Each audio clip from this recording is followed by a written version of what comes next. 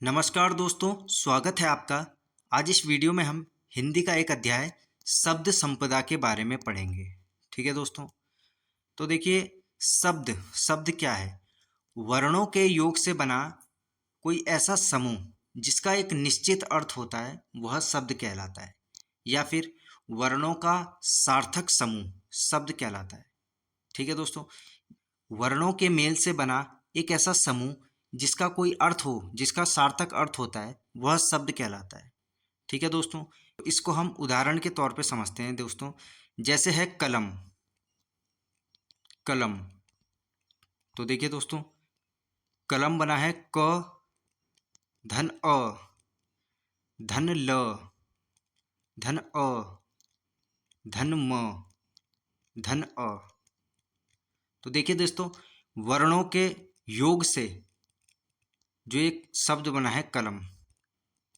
ठीक है दोस्तों, वर्णों के योग से एक सार्थक समूह जिसका कोई निश्चित अर्थ है, कलम मतलब पेन।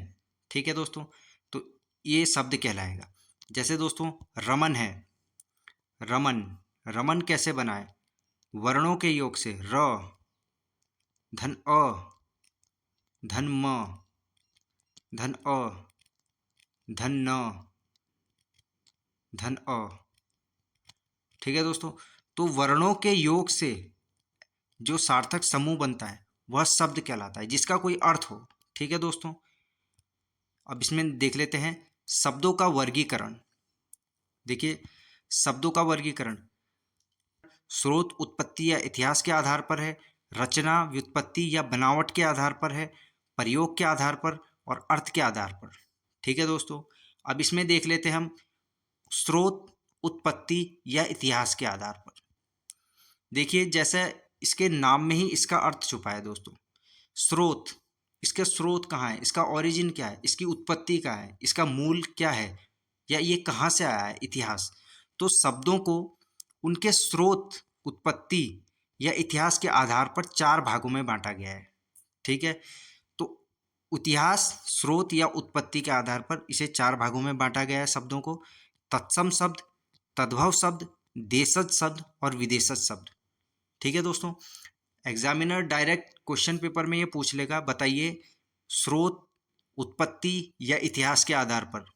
आपको ये याद रखना है, ये स्रोत, वो स्रोत भी दे सकता है कि इसका स्रोत क्या है, या इसकी उत्पत्ति के आधार पर या इतिहास के आधार पर शब्दों को कितने भागों में विभक्त किया गया है। तो आप बताओगे चार भाग, तत्सम, तद्भव, देशज और विदेशज शब्द। ठीक है दोस्तों, अब इसमें देख लेते हैं हम तत्सम शब्द। तत्सम शब्द संस्कृत के ऐसे शब्द जिन्हें हिंदी में उसी रूप में ग्रहण कर लिया गया है जिस रूप में उनका प्रयोग संस्कृत में हुआ है, तत्सम शब्द कहलाते हैं। देखिए दोस्तों, उसके कहने का अर्थ है संस्कृत के ऐसे शब्द जिन्हें उसी रूप में, यहाँ उसी रूप में मतलब संस्कृत के रूप में, यहाँ पे उसी मतलब संस्कृत के रूप में कहा गया है। ठीक है दोस्तों, जैसे तत्सम का अर्थ है उसके समान, उसके यहाँ उसके समान का अर्थ है संस्कृत के समान। तो दोस्तों तत्सम का अर्थ यह है उसके समान। अब उसके किसके समान? संस्कृत के समान। ठीक है दोस्तों, तो इसके नाम में ही इसका अर्थ छुपा है, तत्सम मतलब संस्कृत के समान ही वो शब्दों को ले लिया गया है। तो इसके उदाहरण देख लेते हैं। जैसे अग्नि, छिद्र, घृत, नग्न, कृषक, जिह्वा और भ्राता। ठीक है दोस्तों, तो ये इसके तत्सम के उदाहरण हो गए। अब तद्भव देख लेते हैं। तद्भव वे शब्द जिनका विकास या उत्पत्ति संस्कृत से हुई है, वे तद्भव शब्द कहलाते हैं। मतलब तद्भव वे शब्द हैं जिनकी उत्पत्ति संस्कृत से हुई है, वे तद्भव शब्द कहलाते हैं। तद्भव, देखिए तद्भव से, तद्भव बना है तत् धन भव से मिलकर, जहाँ पे तत् का अर्थ है संस्कृत और भव का अर्थ है विकसित या उत्पन्न। इसका कहने का मतलब है तत् मतलब संस्कृत, भव का मतलब है विकसित या उत्पन्न। तो ये बना है संस्कृत से उत्पन्न, जो वे शब्द जो संस्कृत से उत्पन्न हुए, जो संस्कृत से बने हैं। ठीक है दोस्तों, वे शब्द जो संस्कृत से बने हैं वे तद्भव कहलाएंगे। ठीक है दोस्तों, जैसे अग्नि, जैसे दोस्तों अग्नि, अग्नि तत्सम शब्द है, तो इसका तद्भव, ये हमने क्या, अग्नि को अब क्या बोलते हैं हम, आग, तो ये तत्सम हो जाएगा जो संस्कृत में ही है, ये तद्भव है जो संस्कृत से बना है। वैसी अक्षी, अक्षी मतलब ये तत्सम शब्द है, आंख को तत्सम में अक्षी कहा गया और तद्भव शब्द इसका आंख हो जाएगा। ठीक है दोस्तों। वैसे ही दोस्तों अस्थि, अस्थि का मतलब है अस्थि तत्सम शब्द है। ठीक है दोस्तों। और इस अस्थि का तद्भव क्या हो जाएगा, ये हो जाएगा हड्डी। ठीक है दोस्तों। वैसे ही दोस्तों कपोत, ये कपोत तत्सम शब्द है और इसका तद्भव क्या हो जाएगा, कबूतर। तत्सम में कबूतर को कपोत कहते हैं और तद्भव इसका कबूतर। ठीक है दोस्तों, तो इस चीज को आप ध्यान रखिए। अब देखते हैं देशज शब्द। देखिए इसके नाम में ही इसका अर्थ छुपा है दोस्तों, देशज, देश में जन्मा, वे शब्द जो देश में ही जन्मे हैं, जो कि जनसाधारण की भाषा में विकसित हुए हैं। ठीक है दोस्तों, देश में ही जिसका जन्म हुआ है और जनसाधारण की भाषा से ही इनकी उत्पत्ति हुई है, इनका प्रचलन हुआ है।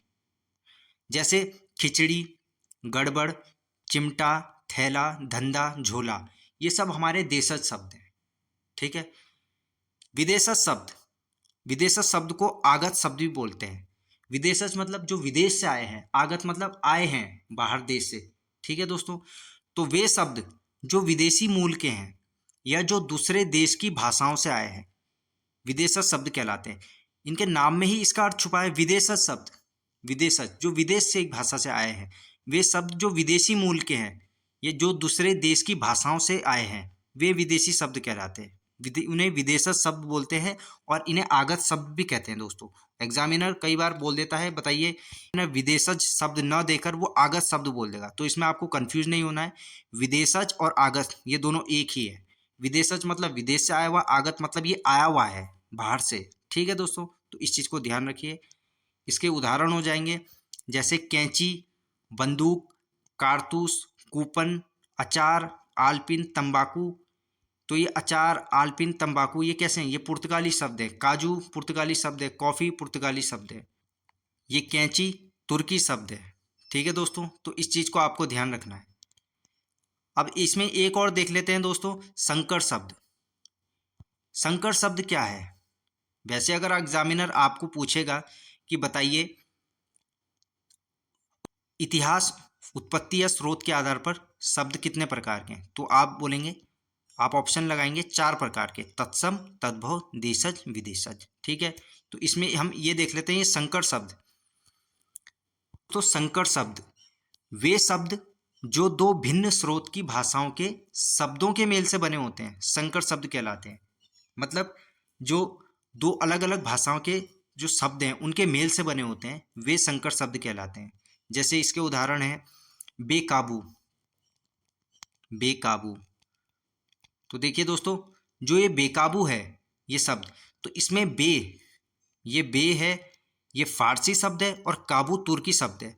तो देखिए जैसा परिभाषा में बताया गया है, जो दो भिन्न स्रोत की भाषाओं से, ये फारसी शब्द, ये फारसी भाषा का शब्द हो गया, ये तुर्की भाषा का शब्द हो गया।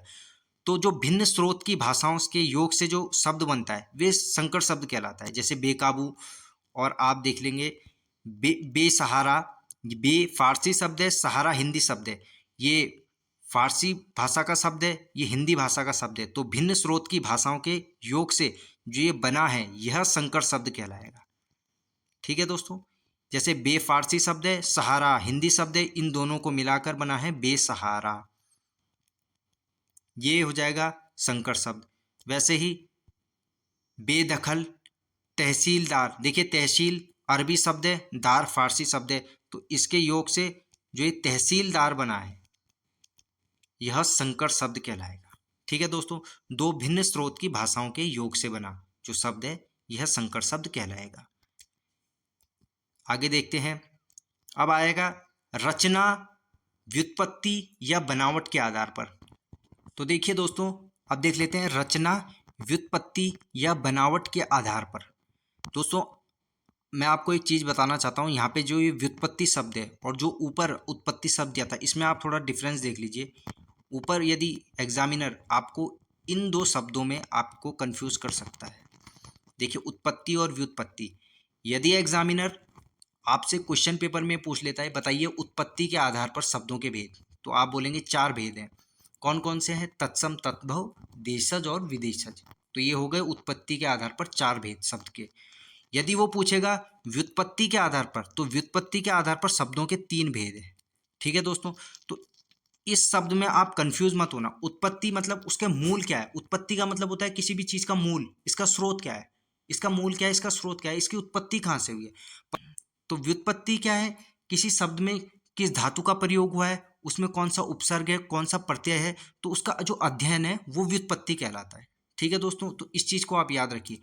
इस उत्पत्ति में और इस व्युत्पत्ति में आप कंफ्यूज मत होना।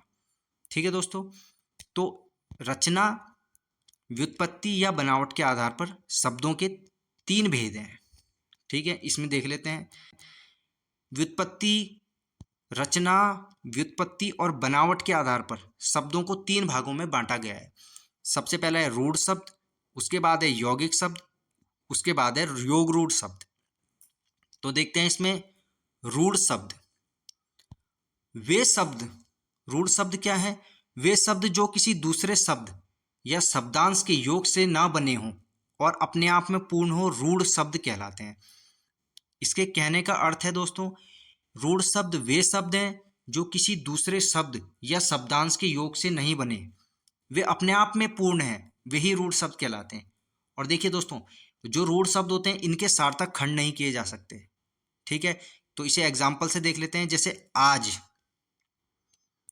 आज आप यदि आज को तोड़ेंगे तो आ धन ज, तो इसका कोई मूल वो नहीं है, इसके सार्थक खंड नहीं किए जा सकते। बताइए इसका अर्थ कहाँ है? आ का क्या अर्थ है और ज का क्या अर्थ है? तो इसके खंड नहीं किए जा सकते। जैसे दोस्तों आग है, आग, तो ये आग, ये रूढ़ शब्द है क्योंकि अपने आप में पूर्ण है। तो ये किसी, इसके यदि आप खंड करोगे आ धन ग, तो इसके सार्थक खंड नहीं किए जा सकते। बताइए कौन सा सार्थक खंड है? आ क्या है, ग क्या है? तो इसके, ये अपने आप में पूर्ण है, ये किसी दूसरे शब्द या शब्दांश के योग से ना बना है। ठीक है, ये अपने आप में पूर्ण है। जैसे दोस्तों कान है, कान, यदि आप कान का, इसे, इस शब्द को तोड़ेंगे का धन न, तो देखिए इसके कोई भी सार्थक खंड नहीं है। ठीक है, वैसे ही घोड़ा, सेना।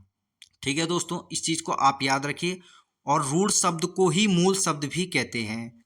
मूल शब्द और रूढ़ शब्द ये दोनों एक ही हैं। ठीक है दोस्तों, मूल शब्द को ही रूढ़ शब्द कहते हैं और रूढ़ शब्द ही मूल शब्द है।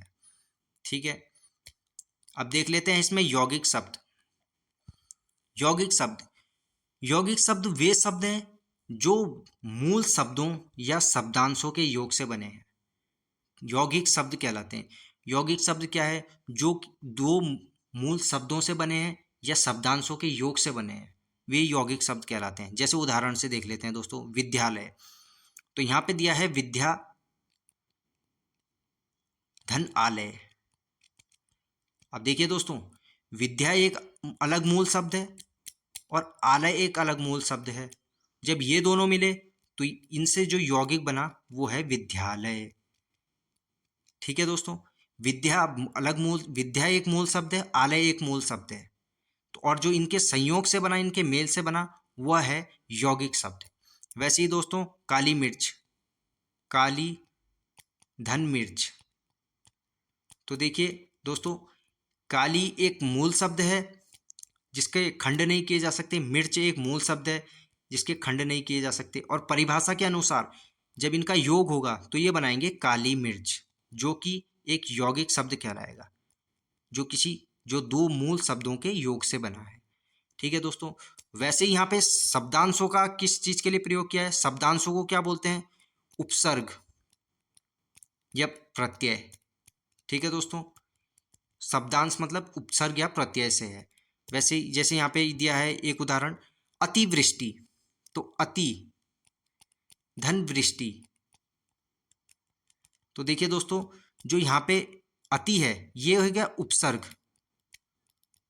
और वृष्टि हो गया मूल शब्द। इन दोनों को मिलाकर जो शब्द बनेगा वो यौगिक शब्द कहलाएगा। जैसे अतिवृष्टि, ठीक है दोस्तों, शब्दांशों का अर्थ यहाँ पे उपसर्ग या प्रत्यय से है। ठीक है दोस्तों, इस चीज को भी आप ध्यान रखिए। तो ये हो गए यौगिक शब्द। जैसे एक अनुक्रम है, तो अनु धन क्रम, तो ये हो गया उपसर्ग, अनु उपसर्ग, और क्रम ये हो गया मूल शब्द।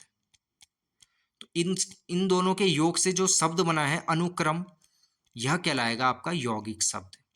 ठीक है दोस्तों, वे शब्द जो दो मूल शब्दों या शब्दांशों के योग से बने होते हैं यौगिक शब्द कहलाते हैं। ठीक है दोस्तों, इसमें नेक्स्ट देखते हैं योग रूढ़ शब्द। योग रूढ़ शब्द क्या है? वे शब्द, वे यौगिक शब्द, योग रूढ़ शब्द वे यौगिक शब्द हैं जिनका अर्थ कुछ विशेष रूढ़ हो जाता है। योग रूढ़ शब्द क्या जाते हैं, मतलब वे यौगिक शब्द हैं जिनका एक अलग ही अर्थ निकल जाता है। ठीक है दोस्तों, वे योग रूढ़ शब्द कहलाते हैं। जैसे उदाहरण से समझते हैं, पीत धन अंबर, पीतांबर। अब जैसे देखिए दोस्तों, पीत धन अंबर, इन दो शब्दों से मिलकर जो, इन दो शब्दों के मेल से जो यौगिक शब्द का निर्माण हुआ है वो है पीतांबर। तो देखिए दोस्तों, पीतांबर क्या है? पीत मतलब पीला, अंबर मतलब यहाँ वस्त्र से है। ठीक है दोस्तों, अंबर मतलब यहाँ वस्त्र से है। तो पीतांबर मतलब पीत, पीले अंबर, पीले वस्त्र धारण करने वाले कौन है? भगवान श्री कृष्ण। तो यहाँ पे पीतांबर का एक अलग ही अर्थ निकल गया है। यहाँ पे बोला है ना दोस्तों उसने, वे यौगिक शब्द। तो ये यौगिक शब्द है जिसका जो अर्थ है वो कुछ विशेष रूढ़ हो जाता है, मतलब इसका एक अलग ही अर्थ निकल जाता है। जैसे पीतांबर का यहाँ पे भगवान श्री कृष्ण के लिए एक विशेष शब्द हो गया, ये विशेष रूढ़ हो गया। ठीक है दोस्तों, वैसे ही एक और उदाहरण देख लेते हैं। जैसे है दोस्तों लंबोदर, लंबा धन उदर, तो इन दो शब्दों के मेल से बना है लंबोदर। इन दो शब्दों के मेल से जो ये यौगिक शब्द बना है लंबोदर, तो इसका एक अलग ही अर्थ हो गया। आप लंबोदर किसे कहते हैं? भगवान श्री गणेश का नाम है लंबोदर। ठीक है दोस्तों, तो ये लंबोदर शब्द भगवान श्री गणेश के लिए एक विशेष रूढ़ हो गया है।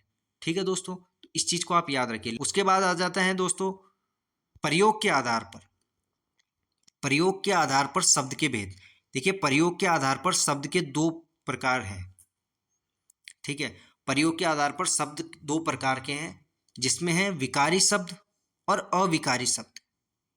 ठीक है दोस्तों, और इसमें देख लेते हैं आप विकारी शब्द। दोस्तों विकारी शब्द, विकारी शब्द वे शब्द जिनमें, यहाँ पे दोस्तों ये थोड़ा करेक्शन कर लीजिए, जिनमें लिंग, वचन, कारक, काल के कारण विकार या परिवर्तन उत्पन्न हो जाता है, विकारी शब्द कहलाते हैं। यहाँ पे दोस्तों विकार का मतलब ही है परिवर्तन, विकार का मतलब है परिवर्तन, तो इसके नाम में ही इसका अर्थ छुपा है विकारी शब्द। वे शब्द जिनमें लिंग, वचन, काल, कारक के कारण विकार यानी परिवर्तन उत्पन्न होता है, विकारी शब्द कहलाते हैं। जैसे इसे उदाहरण से समझते हैं, लड़का खेल रहा है।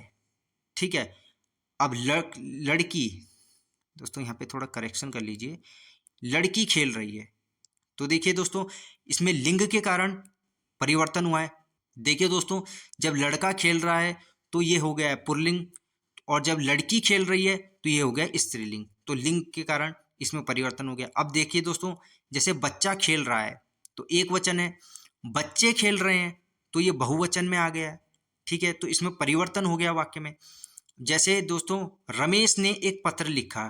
ठीक है दोस्तों, रमेश द्वारा एक पत्र लिखा गया, यहाँ पे ने, रमेश ने एक पत्र लिखा, यहाँ पे रमेश द्वारा एक पत्र लिखा गया, तो ये कारक परिवर्तन हो गया।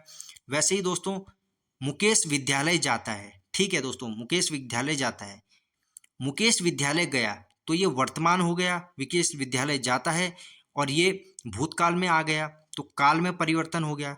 ठीक है दोस्तों, तो वे शब्द जिनमें लिंग, वचन, काल, कारक के कारण विकार परिवर्तन उत्पन्न होता है, वे विकारी शब्द कहलाते हैं। और इसमें ये उदाहरण दे दिया है, लिंग परिवर्तन लड़का खेल रहा है, लड़की खेल रही है, और वचन परिवर्तन में एक वचन बच्चा खेल रहा है, बच्चे खेल रहे हैं, वचन परिवर्तन एक वचन बहुवचन। वैसे ही दोस्तों रमेश ने एक पत्र लिखा, ये, और रमेश द्वारा एक पत्र लिखा गया, तो ये कारक में परिवर्तन हो गया। मुकेश विद्यालय जाता है, ये वर्तमान काल है, और जो मुकेश विद्यालय गया ये भूतकाल में आ जाएगा। ठीक है दोस्तों, इसमें दोस्तों एक चीज़ ध्यान रखिए, संज्ञा, सर्वनाम, विशेषण और क्रिया विकारी शब्दों की श्रेणी में आते हैं। ठीक है दोस्तों, जो संज्ञा शब्द है, जो सर्वनाम शब्द है, जो विशेषण शब्द है और जो क्रिया शब्द है, ये सभी शब्द विकारी शब्दों की श्रेणी में आते हैं। ठीक है दोस्तों, जैसे दोस्तों दिया गया है, जैसे पुस्तक, तो ये पुस्तक मूल शब्द है। ठीक है दोस्तों, तो इसका जो रूपांतरित शब्द हो जाएगा वो हो जाएगा पुस्तकें। पुस्तक पुस्तकें में बदल रहा है। ठीक है दोस्तों, एक वचन से बहुवचन में हो रहा है। वैसे ही दोस्तों सर्वनाम है, जैसे सर्वनाम में वह है, ये मूल शब्द है, रूपांतरित इसको उसका, उसके, ठीक है, उसकी, तो ये सब बदल जाएगा। वैसे ही दोस्तों विशेषण है, अच्छा लड़का, अच्छी लड़की। ठीक है दोस्तों, काला आदमी, काली औरत। ठीक है दोस्तों, तो ये विशेषण के संदर्भ में हो गया। और वैसे ही क्रिया, अब दोस्तों जैसे क्रिया के संदर्भ में है, जैसे है आना, तो इसका रूपांतरित शब्द क्या हो जाएगा? आया, आई, आएगा। ठीक है दोस्तों, ऐसे जैसे गाना है, गाना मूल शब्द है, तो इसका रूपांतरित शब्द गाया, गाएगा। परिवर्तन हो रहा है दोस्तों, विकार आ रहा है, गाएगी, तो ये सब। ठीक है दोस्तों, तो संज्ञा, सर्वनाम, विशेषण, क्रिया ये विकारी शब्दों की श्रेणी में आते हैं। दोस्तों डायरेक्ट एग्जामिनर क्वेश्चन पेपर में ये पूछ लेगा, बताइए संज्ञा, सर्वनाम, विशेषण, क्रिया क्या ये विकारी शब्दों की श्रेणी में आते हैं या अविकारी शब्दों की श्रेणी में आते हैं? तो देखिए दोस्तों, इसको ध्यान रखिए, संज्ञा, सर्वनाम, विशेषण और क्रिया ये विकारी शब्दों की श्रेणी में आते हैं। आगे देखते हैं अविकारी शब्द। देखिए दोस्तों, इसके नाम में ही इसका अर्थ छुपा है। अविकारी शब्द ऐसे शब्द जिनका प्रयोग सदैव मूल रूप में होता है और इन पर लिंग, वचन, कारक, काल के कारण कोई परिवर्तन या कोई विकार पैदा नहीं होता, अविकारी शब्द कहलाते हैं। वे शब्द जो सदैव अपने मूल रूप में प्रयोग होते हैं और इन पर जो है किसी भी लिंग का, वचन का, कारक का और काल का कोई प्रभाव नहीं पड़ता, न इसमें कोई परिवर्तन होता है, वे ही अविकारी शब्द कहलाते हैं। जैसे दोस्तों, वह लड़का धीरे धीरे चलता है। ठीक है, वह लड़का जो है धीरे धीरे चलता है। अब बोलेंगे वह लड़की धीरे धीरे चलती है। देखिए, लड़का धीरे धीरे चलता है, ठीक है, धीरे धीरे चल रहा है, उसमें भी धीरे धीरे प्रयोग हुआ है। लड़की जब चल रही है तो वो भी धीरे धीरे चल रही है, तो इसमें कोई परिवर्तन नहीं हो रहा है, इसमें कोई विकार उत्पन्न नहीं हो रहा। जैसे सुरेश प्रतिदिन स्कूल जाता है। ठीक है दोस्तों, एक उदाहरण ये हो गया। एक उदाहरण, सीमा प्रतिदिन स्कूल जाती है। देखिए यहाँ पे लिंग परिवर्तन हुआ है, परंतु जो ये अविकारी शब्द है ये ज्यों के त्यों रहे, इसमें ये अपने सदैव मूल रूप में प्रयोग हुआ है। इस पे न लिंग का कोई फर्क पड़ा, न वचन, न कारक, न काल का कोई फर्क नहीं पड़ा। जैसे सुरेश लगातार वहां जाता था। ठीक है दोस्तों, तो ये हो गया क्या? तो ये हो गया दोस्तों भूतकाल, सुरेश लगातार वहां जाता था। ठीक है दोस्तों, अब यदि कहें सुरेश लगातार वहां जाता है, तो ये वर्तमान काल के संबंध में हो गया, परंतु लगातार में कोई परिवर्तन नहीं हुआ है, लगातार ज्यों का त्यों बना है ये शब्द, तो यही है अविकारी शब्द। और हो गया इसमें अरे, वाह। तो अविकारी शब्द कौन से हैं दोस्तों? क्रिया विशेषण अव्यय, संबंध बोधक अव्यय, समुच्चय बोधक अव्यय और विस्मयादि बोधक अव्यय, तो ये सभी अविकारी शब्दों में आते हैं। ठीक है दोस्तों, जितने भी ये अव्यय हैं हमारे, क्रिया विशेषण अव्यय, संबंध बोधक अव्यय, समुच्चय बोधक अव्यय और विस्मयादि बोधक अव्यय, ये सभी अविकारी शब्दों में आते हैं। अब दोस्तों जैसे क्रिया विशेषण है, तो इसके नाम में इसका अर्थ छुपा है क्रिया विशेषण, मतलब जो क्रिया की विशेषता बताए। जैसे उदाहरण से, जैसे सुरेश तेज दौड़ता है। ठीक है दोस्तों, जैसे सुरेश तेज दौड़ता है, ये क्रिया विशेषण। यहाँ पे दौड़ना क्रिया है, तो क्रिया की विशेषता क्या बता रहा है? तेज। वैसे ही दोस्तों यदि बोले सीमा तेज दौड़ती है, ठीक है दोस्तों, तो सीमा तेज दौड़ती है। देखिए ये शब्द अपना मूल रूप में ही रहा है, इसमें कोई परिवर्तन नहीं हुआ है। यहाँ पे लिंग परिवर्तन हो गया है, स्त्रीलिंग से पुल्लिंग, पुल्लिंग से स्त्रीलिंग में जा रहे हैं, परंतु ये शब्द जो अविकारी शब्द है ये ज्यों का त्यों बना है। ठीक है दोस्तों।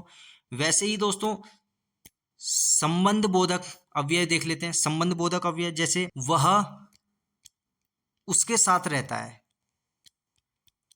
ठीक है दोस्तों, वह उसके साथ रहता है। और दूसरा शब्द और दूसरा वाक्य है रीना उसके साथ रहती है। तो देखिए दोस्तों, जो उसके साथ है, के साथ, तो ये के साथ है, ये संबंध बता रहा है। ठीक है दोस्तों। वैसे ही दोस्तों एक और उदाहरण देख लेते हैं इसका। जैसे सुरेश मेरे पीछे खड़ा है। ठीक है दोस्तों, सुरेश मेरे पीछे खड़ा है।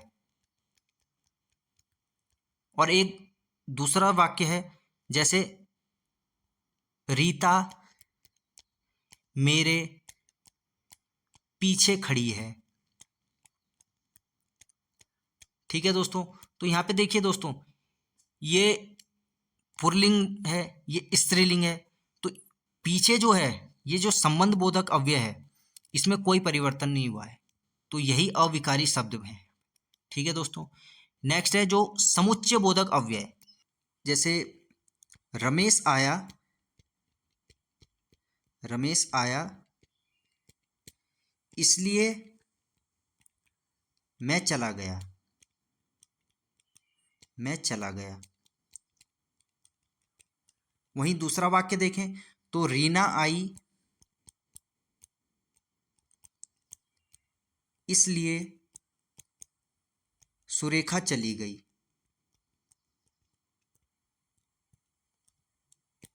ठीक है दोस्तों। तो इसका देखिए दोस्तों, इसलिए जो ये इसलिए है, ये समुच्चय बोधक अव्यय है। ठीक है। इसका रमेश आया इसलिए मैं चला गया, तो इसमें ये पुल्लिंग है। रीना आई इसलिए सुरेखा चली गई, तो ये स्त्रीलिंग वाक्य है। परंतु इसलिए पे कोई फर्क नहीं पड़ा, तो ये इसलिए है, यही समुच्चय बोधक अव्यय है। ठीक है दोस्तों। नेक्स्ट है वैसे ही दोस्तों विस्मयादि बोधक अव्यय है।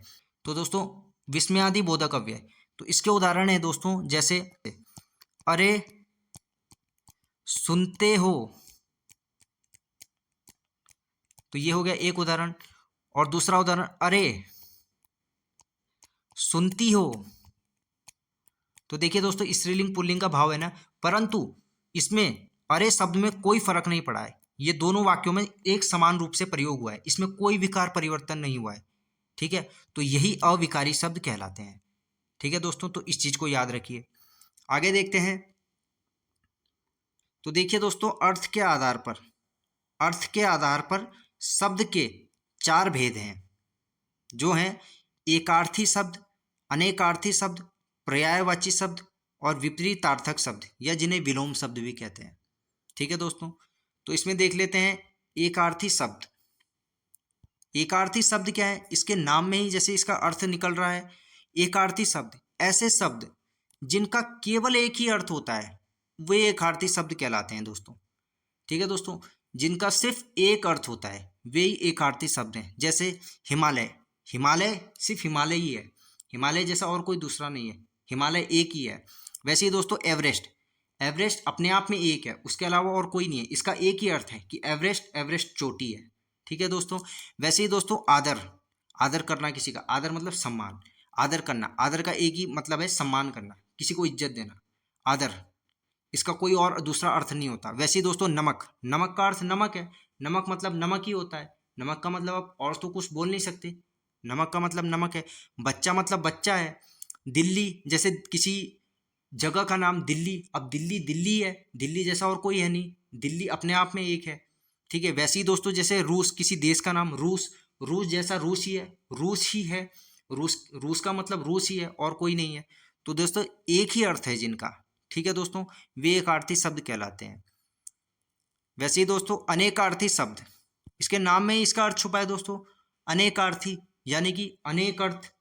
ऐसे शब्द जिन शब्दों के एक से अधिक अर्थ निकलते हैं अनेकार्थी शब्द कहलाते हैं। यहाँ पे दोस्तों करेक्शन कर लीजिए, अनेकार्थी शब्द कहलाते हैं। ठीक है दोस्तों, ऐसे शब्द जिनका एक से अधिक अर्थ निकले वे अनेकार्थी शब्द कहलाते हैं। जैसे दोस्तों इसके उदाहरण देखिए, कनक। दोस्तों कनक, अब कनक के एक से अधिक अर्थ हैं। जैसे कनक का मतलब सोना भी होता है, कनक का मतलब धतूरा। ठीक है दोस्तों, धतूरा भी होता है। कनक का मतलब गेहूं भी होता है। ठीक है दोस्तों, और जैसे एक और उदाहरण, तात। तात शब्द आपने सुना होगा सीरियल्स वगैरह में। तो जैसे तात का अर्थ गुरु से भी है, तात का मतलब पिता से भी है, तात का मतलब पूज्य भी है, और तात का मतलब प्रिय भी है। ठीक है दोस्तों, वैसे ही पूर्व हो गया श्यामा। श्यामा, जैसे श्यामा का अर्थ दोस्तों, श्यामा कोयल को भी बोलते हैं। श्यामा का मतलब कोयल भी होता है। श्यामा का मतलब यमुना नदी से भी है। ठीक है दोस्तों, और श्यामा का मतलब रात से भी है। तो यहाँ पे श्यामा के 3 अर्थ निकल रहे हैं। ठीक है दोस्तों, तो परिभाषा के अनुसार जिस शब्दों के एक से अधिक अर्थ निकलते हैं वे अनेकार्थी शब्द कहलाते हैं। तो ये दोस्तों ये सारे अनेकार्थी शब्द हैं। ठीक है दोस्तों, आगे देखते हैं पर्यायवाची शब्द। जिन शब्दों के अर्थ समान होते हैं पर्यायवाची शब्द कहलाते हैं। पर्यायवाची शब्द को समानार्थी शब्द भी कहते हैं। ठीक है दोस्तों, ऐसे शब्द जिनके अर्थ समान होते हैं पर्यायवाची शब्द कहलाते हैं। जैसे दोस्तों आकाश। आकाश के पर्यायवाची क्या है? आकाश को नभ, व्योम, गगन, अंबर, अंतरिक्ष भी कहते हैं। ठीक है दोस्तों, तो उसके कहने का तात्पर्य है दोस्तों, जैसे अलग अलग शब्द हैं, जैसे नभ है, व्योम है, गगन है, अंबर है, तो इन शब्दों का एक ही अर्थ है दोस्तों, वो क्या है? आकाश। ठीक है दोस्तों, तो ये पर्यायवाची की श्रेणी में। पीछे जो हमने पढ़ा था अनेकार्थी, उस एक शब्द के अनेक अर्थ है। यहाँ पे अनेक शब्दों का एक ही अर्थ निकल रहा है। अनेक शब्दों के एक अर्थ है, वो है पर्यायवाची। जैसे दोस्तों अग्नि, आग, पावक, अनल, कृषाणु। तो जो ये शब्द हैं दोस्तों इनका अर्थ एक ही है, वो है अग्नि। ठीक है दोस्तों, इन शब्दों का एक ही अर्थ है अग्नि। वैसे ही दोस्तों अश्व के पर्यायवाची है, जैसे घोड़ा, तुरंग, है। है दोस्तों, यहाँ पर करेक्शन कीजिए, ये है। वाजी। तो दोस्तों इन शब्दों के क्या अर्थ हैं? इन शब्दों का एक ही अर्थ है, घोड़ा, है, तुरंग, बाजी, इन सब का एक ही अर्थ है, वो है घोड़ा, अश्व। इनका अर्थ एक ही है, घोड़ा। वैसे ही दोस्तों आंख है। आंख को क्या क्या बोलते हैं हम? अक्षी। आंख को क्या बोलते हैं? अक्षी। आंख को क्या बोलते हैं? दृग। आंख को क्या बोलते हैं? लोचन। आंख को क्या बोलते हैं? नेत्र। तो देखिए दोस्तों अक्षी, दृग, लोचन, नेत्र, इन सब शब्दों का एक ही अर्थ है आंख। ठीक है दोस्तों, इन शब्दों का एक ही अर्थ है आंख। तो ये हो गए दोस्तों पर्यायवाची शब्द। आगे देखते हैं विपरीतार्थक शब्द या विलोम शब्द जिन्हें बोलते हैं। वे शब्द जो एक दूसरे के विपरीत अर्थ प्रकट करते हैं। वे शब्द जो एक दूसरे का विपरीत अर्थ बताते हैं, एक उल्टा अर्थ बताते हैं।